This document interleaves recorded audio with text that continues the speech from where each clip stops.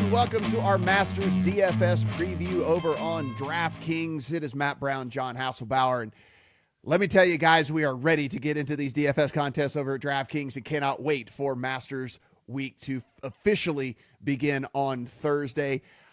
I'm going to give 3 plays. John's going to give 3 plays. We'll put a bow on it at the end with just some overall thoughts with all of this. I will stay a little bit more kind of down the middle here. 3 guys that just really, really popped in my model that maybe you could build around and get a little contrarian in other places. And John, you're going to take the other route here and look at some guys maybe that aren't going to be as highly owned, maybe some dudes that you want to play in multi-entry GPPs or something. Yeah, you're going to zig, I'm going to zag. I'm usually more of the chalk guy, but this week we kind of know who the chalk is. We go through all the narratives. It's the stories kind of write themselves on the guys who make sense here. And you have to make a decision on who you like the most, which is, I think, more of what you're going to talk about if we're going to land on chalk, who's the good chalk. And for me, it's because I like chalk so much, I have to complement that with the guys that less people are talking about who have similar upside. So excited to talk through the board with you once again here. Like it a ton. So, guys, I'll kick things off here, and it'll be the chalkiest of all of the chalk, and I'm going to say Rory McIlroy. He is number 1 in my model this week, even ahead of Scotty Scheffler. He's coming in playing the best he's played in about a decade. He is catching this field, I think, at the absolute perfect time where Scotty might not be at the absolute height of his powers. We have a little bit of question marks around just about everybody below him, kind of in that next little tier. And John, if we're talking about a guy in win equity, we know he can win. He's won twice already this year when it comes down to all of that. And, certainly going to have to mix in some of your plays. If you do play Rory, he is very likely to be the highest owned player in all of DFS this week over on DraftKings. But you can still play that guy so long as you get a little bit different in other spots. But really and truly hard for me to poke any holes in Rory's game right now. He came into this last year and we were worried about his wedge play. He wasn't really able to get close. He wasn't getting those kind of gimme birdie putts and stuff, but he's just so completely dialed right now. I think he wins. And so Rory, kind of a foundational building block for me this week. Yeah, can't go wrong with that thought process. We've seen Rory go wrong, of course, at Augusta, but he's looked so good this year. I think he is the consensus best player in golf from a recent form standpoint and a 2025 form standpoint. And the ownership kind of reflects that. He's playing slightly, very slim better than Scotty right now. And you're seeing higher ownership for the depressed price there. So I'm with you on Rory as someone who will find his way in some of my lineups. But if I'm going to zag a bit off of you, at the top of the board, I'm going to go down a little bit further to Jon Rahm. He's $700 cheaper on DraftKings, and he's also, what I'm seeing in ownership projections is about 10% less ownership. So we get a price discount, we get an ownership discount, we get someone who's actually put on the green jacket at Augusta, and someone who has posted 5 top 10 finishes over his last 7 appearances at the Masters. One of the most consistent Augusta players. I'm giving him a pass last year with all of the media obligations and everything that comes with the live decision. He had to answer questions about that. There couldn't have been more distractions. The weather on Jon Rahm. was total crap. Yeah, absolutely, as you know. So all of those reasons, sometimes you just give a guy a pass. And when he has a history as long as he does coming to this course, the fit makes sense. The live form is pretty good. I mean, we can say what we want about what live form means, but he hasn't been inconsistent on live. He's brought his A or B game to every event this season. He's finished top 10 in every live event this year, which if you compare that to a full field, it's still, I don't know, he's finishing top 20, top 25 in every event. That's pretty much what Scotty Scheffler's done this year. Yeah. So I like Rahm. I think you're going to get a discount there. You're going to be able to afford maybe going as low as the 7Ks instead of having to dip into the 6Ks if you start your lineup there. Yeah, I think that is a great way to go about it. And I think there will be some hesitancy. I'm looking at about the same ownership projections that you are. Wouldn't surprise me if it's even less, because I think that there will be some people who are hesitant to click on the name because they just hadn't seen him play, right? That whole out of sight, out of mind thing that we get with some of these golfers that went over to live. And so I'm with you on that, and certainly a guy that we know can get it done because he has done it there before. So Jon Rahm there on the top end for you. For me in the middle tier, again, a guy that just 4th overall in my model this week. He comes in at $8,800, possesses just about everything that we're looking for here outside of elite driving distance is Shane Lowry. That said, John, one of the things that is interesting, despite the fact that he does not have the incredible length there, if you go to total driving, he actually is 12th overall, which, guys, combines accuracy along with distance and gives you kind of a blended result there. So even though he's not the longest guy, he is keeping it in the short grass, which puts him up there at 12th in total driving in this field. And so, one thing we have seen of late is, while it certainly helps to have length here, there's no doubt about it, it's a super long course, we have seen the dudes that aren't hitting out of the pine straw actually have some success, and the guys that are keeping it in the fairway have a little bit more success as well. We know very, very good with the irons, very good with approach. Last 24 rounds, Shane Lowry 3rd in this field on approach as well. So a guy I really like at 8,800, and at that ownership percentage, somewhere in that 15%-ish is kind of what they're looking at. So not crazy ownership on him. Certainly will have to put someone with a little less ownership in your lineup, but do like Shane Lowry a whole lot this week, and honestly, wouldn't surprise me if he won this thing either. Yeah, I've bet Shane Lowry plenty of times this year. I was almost there, or he was almost there at the Pebble Beach, where Rory just kind of brought his A game and there was nothing he could do about it. But he was the best player, not named Rory McIlroy, in that field at Pebble Beach, which is a links course, which has difficult-ish conditions, a lot of navigating the wind, wherever that's coming into play. You want Shane Lowry, and he's a short game wizard. So can't argue with you on that, and I think you're getting a pretty good price on him there.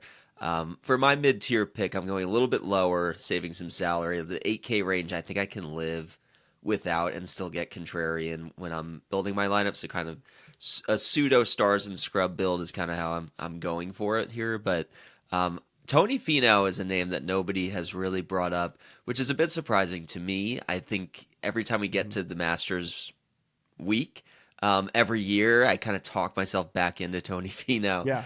But you look at his resume at the Masters, he's never missed the cut. He's made 7, or this will be his 8th appearance at the Masters.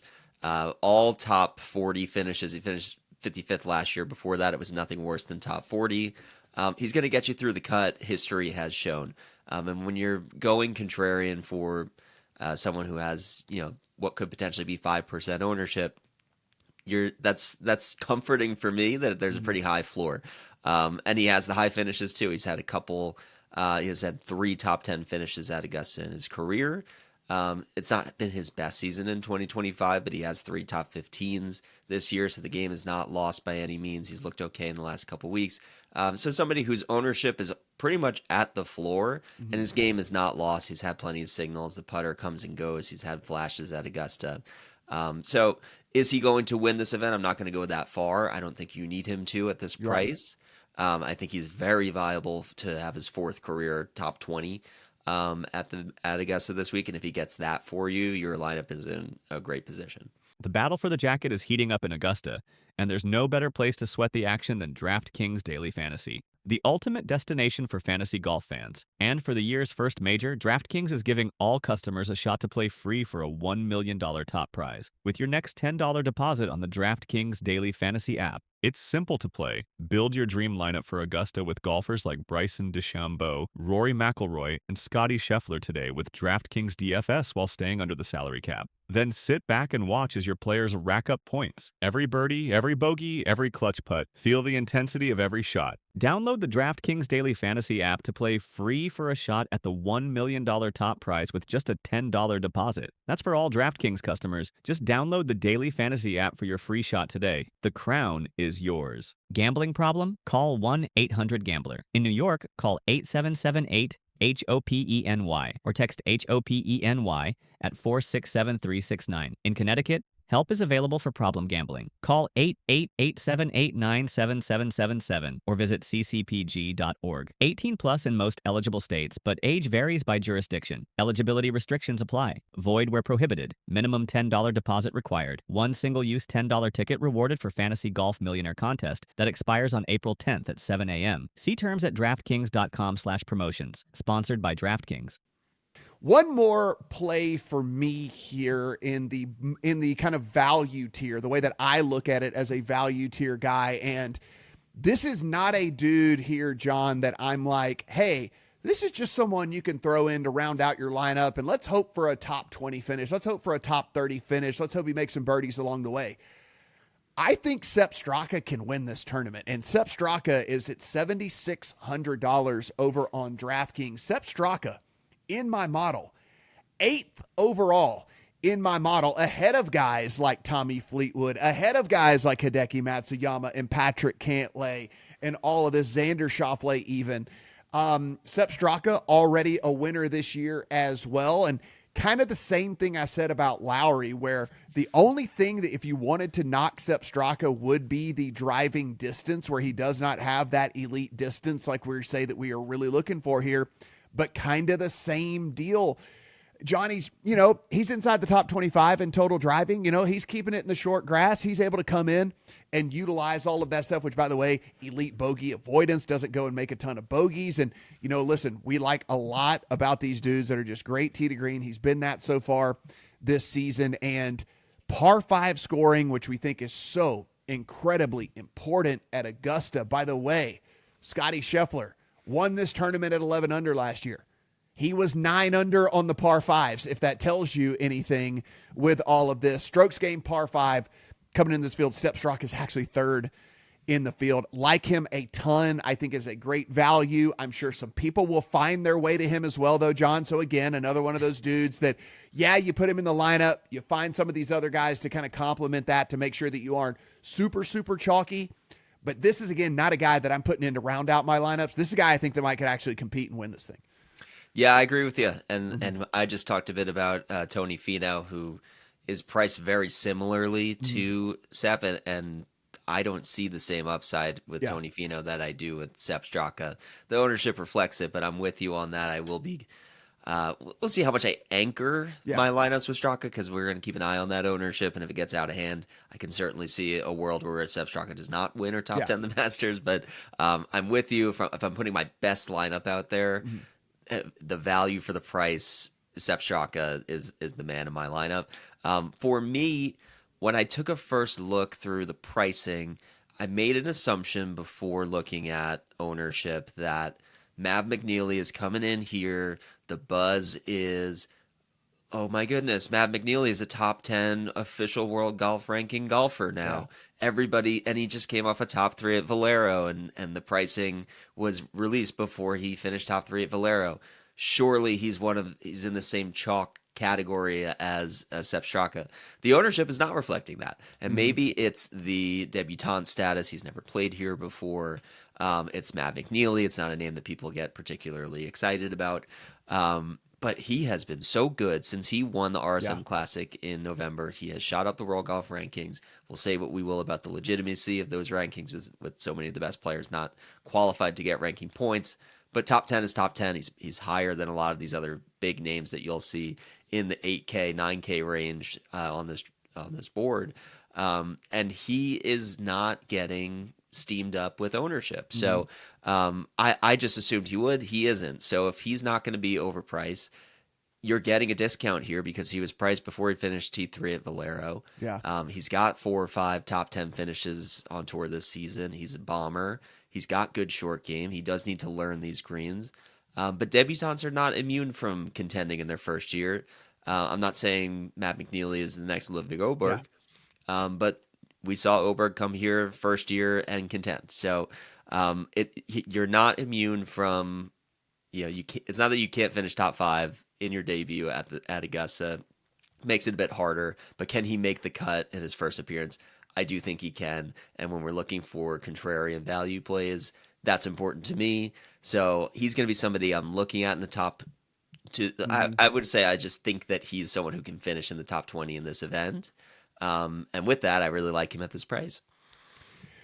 A few thoughts here as we wrap this up, John. I mean, for me, is there anybody at the top that you are like absolutely fading? I mean, like for me, I understand Hideki could show up and win this thing. I get it. Like he is like the dude. He's like one of the handful of guys that I think that can come in and pour form and just out of nowhere play well, right? But we hadn't really seen Hideki play well since January, you know. I mean, we haven't really gotten a complete, well-rounded game, and like we're not really getting that big of a discount on Hideki. He's 9,500 still. I don't see him making it into very many of my lineups, if not a complete fade, mainly because we're not getting a discount for the type of golfer that is kind of entering this tournament right now. Yeah, I'm with you. I think he's kind of trending in the wrong direction right now, so I'll probably be a fade on Hideki as well. I would say, looking at just the guys that everybody seems to be clicking that I'm not as bullish on, Corey Connors, I don't need to be there. I don't need to be on the chalk Corey Connors at Augusta. He was chalk last week at Valero. That's like his Super Bowl. It's the only two times he's won have both been at Valero, and he kind of just wasn't a factor in the tournament. So I would have liked to have really seen him take one more step there. The history at Augusta is fantastic. We get that. But he's not a short game wizard. And I don't think, I would say that like regression is not in his favor, and he's due for probably a miscut sometime soon. So I don't love him. And I would say, like, of the elite guys, Bryson is probably a name I'm not going to click at all. I prefer him in the softer, wetter conditions. Obviously, this course suits bombers, but his resume save last year in softer conditions is not good at Augusta. So he will probably be a fade for me. The weirdest name that you think you're going to click. What is the weirdest name that you think you're going to click? I have one off the top of my head, so I'll let you think about it for just a second. Mine's probably Sergio Garcia. And like, I took the last couple of days to really dig in to get as much live information as I could. And John, Sergio's been playing very well over there on live. Like, he has actually been, I mean, one of the better and more consistent dudes over there on live of late, and you're getting $7,100. You're going to get sub 10% ownership on him as well. And again, as a guy that, do I think Sergio can win? No, but this is a guy, hey, you could round out your lineup with a dude that I think, look, upside for Sergio, he could be a top 15, top 12 type of guy that makes some birdies along the way and all of that. And so I think the weirdest name, $7,100, Sergio Garcia, that I don't think a lot of people are going to make their way to. Yeah, Sergio is interesting. Anybody who's playing majority on live is going to fly a bit under the radar. I actually think Sergio, if I were fielding the European Ryder Cup team for Bethpage right now, I actually think he's on that team. But he needs he needs to prove it in the majors to solidify himself on that team. I'm sure Jon Rahm will be lobbying for him to be his partner at Bethpage, so he's got a lot to prove this week. I like that. I would say probably Steven Yeager would be like quote unquote weirdest name. That's a 6,300 player that if I'm playing Scotty, I'm probably pairing him up with Yeager. The short game numbers are really good, especially on the comp conditions that I'm putting in my model of your tight runoffs, your undulated greens, your firm and fast bent grass greens. He actually really excels there. He won at Memorial Park. That's closely simulated and built in the image of Augusta, and he's finished top 15 3 of his last 4 years on that course.